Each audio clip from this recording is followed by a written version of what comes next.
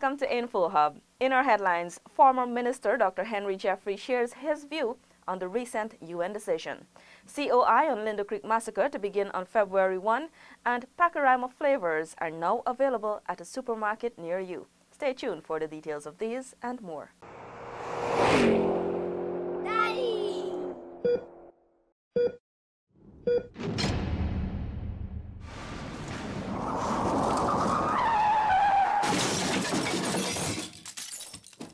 And now for the details. Former Minister Dr. Henry Jeffrey says Guyana has a strong case as it moves to the ICJ to defend its territorial integrity. Here is that report. I think Guyana has a strong case. I don't think Venezuela has any case at all. I mean, perhaps that's why it only wanted in the first place negotiations, because it has greater power than us. So I believe that Guyana should, for all I know, come out on top of this. On Tuesday, a spokesperson for the United Nations Secretary General announced that the International Court of Justice will decide the final settlement of the decades-old controversy between Guyana and Venezuela after mediations last year failed to make significant progress. Since 1962, Venezuela has contended that the arbitral award of 1899, which established the border between the two countries, is null and void. Jeffrey said he is confident that the court would rule in Guyana's favor. At the end of the day, this court matter between Guyana and Venezuela, as far as I understand it, the court will give an opinion on the issue because it is being sent by a United Nations body. It's give a direct order when the matter is put to it by two parties. So it will be giving an opinion that Guyana, well, depends on who wins, but I think Guyana has a strong case. Jeffrey encouraged all Guyanese to closely follow the matter and to be informed of all the possibilities based on the ruling. For Info Hub, Tiffany Rogers. Retired Justice Donald Trotman was this morning sworn in to lead a commission of inquiry into the Lindo Creek massacre. Zanil Williams tells us more. The retired justice took the oath of office before Chief Magistrate Anne McLennan in the presence of Minister of State Joseph Harmon at the Ministry of Presidency this morning. The commission will investigate the brutal murder of 8 gold miners at Lindo Creek, Berbice River, 10 years ago. Minister Harmon, when asked why this case was chosen to be dealt with first, said the incident is still fresh in persons' minds and will set the bar for other inquiries. The Commission of Inquiry will make recommendations on actions to be taken against all persons and/or organizations that are deemed responsible for the death of those persons. We as a government feel that such an inquiry is necessary to determine precisely what happened to our citizens at Lindo Creek. Trotman, who has served Guyana under 7 presidents, said he is pleased to serve and expressed condolences to family members of the late miners. The commission is set to begin Thursday, February 1. There must be integrity, independence, and impartiality, and that must be sent and felt by the people concerned, the families concerned, and the nation as a whole, and those who have also entrusted this commission with the responsibility of conducting the inquiry. The commission also will be comprised of all persons who know the truth and have a duty and a responsibility to come forward and tell us in the commission what they know. The one-man commission has been given an initial 3-month period until the end of April 2018 to carry out the investigation. Zanil Williams for Info Hub. The Pacorama flavors tomato ketchup and salad dressing are now available at branches of the Bounty Supermarket in Georgetown and Grove, East Bank, Demerara. More from Seneca Thorne. Pacorama Flavors is an authentic local product manufactured at the Paramakatoy Food Processing Facility in Region 8. The facility processes and packages the sun-dried tomatoes for sale, whilst a portion is used to produce tomato ketchup and salad dressings at the Institute of Applied Science and Technology. Minister within the Ministry of Indigenous Peoples Affairs, Valerie Garrido-Lowe, said that the factory has thus far produced some 3,000 bottles of tomato ketchup and salad dressing, respectively. This crop that produced these tomato ketchup and tomato salad,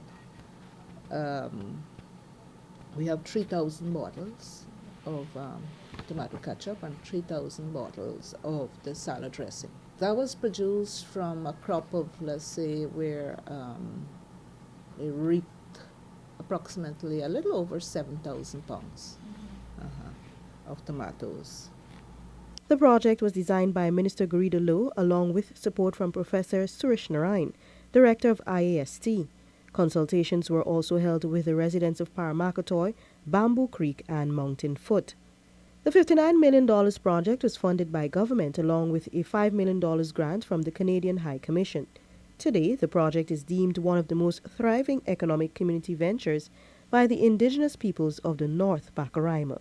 For InfoHub, Stacey Carmichael. Minister within the Ministry of Finance, Jaipal Sharma, says the former administration misled the nation on subsidies to the Gaisuku. Here is this report. Minister Sharma, in his address to redundant workers of the cash-strapped Guyana Sugar Corporation on Friday, made this observation. The PPP didn't bail out Gaisuku by 16.1 billion, which was what the nation know from the estimates of the National Assembly that was presented, but it secretly bailed out them by additional 20 million US or $4 billion by the way of creating the SEI for this company to look after the mismanagement and the maladministration of Gaisuku. And so secretly they did that. So revising the PPP figure, which is 16.1 in 48 months, to add a $4 billion to that is $20.1 billion. Minister Sharma further outlined the underhand methods used by the former administration to deceive the nation regarding the state of the alien corporation. Instead of coming to the National Assembly and ask for additional funds to fix the cogen plant, they came up with this idea that we're going to form this company called Skeldon Energy Inc., SEI.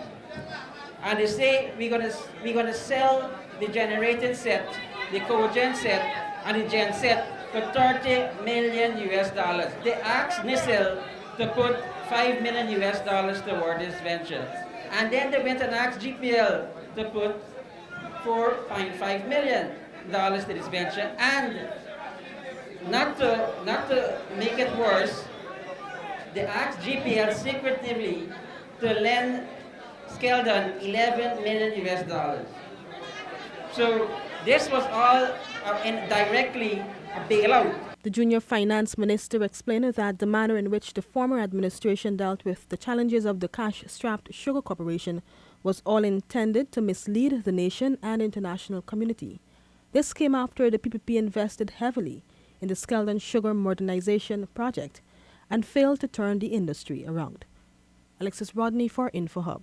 The Guyana Livestock Development Authority continues training for several officers as the agency strives to improve its delivery of services. More in this report. Chief Executive Officer of the Guyana Livestock Development Authority, Nigel Cumberbatch, says the agency has partnered with several stakeholders, including the Pan American Health Organization, which has assisted in training and other areas to improve the quality of staff at the livestock agency. We have also started a number of training programs. One in particular to have our pathology unit at the veterinary diagnostic lab functioning properly. We were fortunate during 2017 to have the services of Dr. Herman Reed, Guides, who is a pathologist, veterinary and human pathologist, and he came with us and helped us to get the unit up and running and conducted numerous training exercises with our staff to ensure that that unit is working and working well. Cumberbatch noted the donation of a polymerase chain reaction machine by the University of the West Indies, which will be a major contributor to its ability to track and identify diseases within the cattle industry. The PCR deal is a system that deals mainly with looking at the DNA and the RNA of utilizing the DNA and RNA to assist in the identification of diseases. It will help us, it will enhance our ability to identify any disease situation. According to the CEO, 2 technicians of the Veterinary Diagnostic Lab have received training in Trinidad on the use of the PCR, which is valued at £5,000 and is already in use. For InfoHub, Delicia Haynes. The Guyana Global Fund Country Coordinating Mechanism hosted a meeting today to have stakeholders discuss funding for the malaria program. Here's this Delicia Haynes report. Speaking on the government's behalf, Minister within the Ministry of Public Health, Dr. Karen Cummins, pointed out that over the years, the Global Fund has contributed to ensuring that disease control is attained. More importantly, it presents an excellent opportunity for all concerned stakeholders to be apprised of the work being done by the Ministry of Public Health with regard to malaria and its program, malaria program, and to identify opportunities for further collaboration and support as we collectively strive at expanding the work of the National Malaria Program.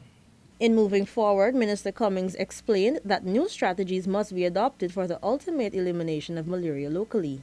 There must be new approaches for scaling up existing strategies for malaria treatment and prevention to address areas of high malaria transmission and interrupt parasite transmission. In addition, we need novel tools to counter the growing threat of drug and insecticide resistance, as well as better surveillance mechanisms to more efficiently target interventions to populations and areas of high risk of malaria transmission. The country coordinating mechanism in Guyana is basically a public-private partnership between government, civil society, the private sector, and affected communities tasked with the responsibility of attracting, managing, and dispersing resources which will fight against HIV/AIDS, tuberculosis, and malaria. For InfoHub, Delicia Haynes. A job fair hosted by the Private Sector Commission and the Region 3 Chamber of Commerce saw hundreds of residents of Potentia and surrounding areas being hired on the spot. Here's our final report from Crystal Stahl. The initiative aims to provide a total of 807 jobs in various fields from several private and public bodies. Chairman of the Private Sector Commission, Edward Boyer, described the initiative as the first of many to come. This event, right, is to get people back to work. And we are not going to end here. We're starting here. And if it's 1,200 y'all here today for 800 jobs, trust me, we can be back. We will be back. This is an initiative ongoing, and we will keep it at all the estates, and it will not be only specific to the estate. Vice President of the Region 3 Chamber of Commerce, Dr. Amanda Tiwari, commended the PSC and the companies for investing in the initiative since it will aid in reducing unemployment in the region. Meanwhile, several residents expressed their opinions about the job fair. I think this is a great opportunity to provide job for the Guyanese people because, especially for youths, right? Because since job is really hard to get in Guyana, I think this is just a great opportunity. I feel happy because with the estate closing and everything that's going on right now, is a bit hard to get jobs right now because not much people got sound education. We just up to secondary school, or some people drop out earlier. So I think this is nice going on right now. Among the company's hiring persons were Roraima Airways, the Guyana Defense Force, Gafours, and Banks DIH, to name a few. Similar one-day job affairs will be held in other communities across the country during the year. Crystal Stahl for InfoHub. On this, the final day of January 2018, let me remind you that January has been designated Cervical Cancer Awareness Month. Women 21 years and older are reminded to have their pap smears done since early detection saves lives. Thanks for watching. Remember to connect with us 24/7 on our website and social media. Goodbye.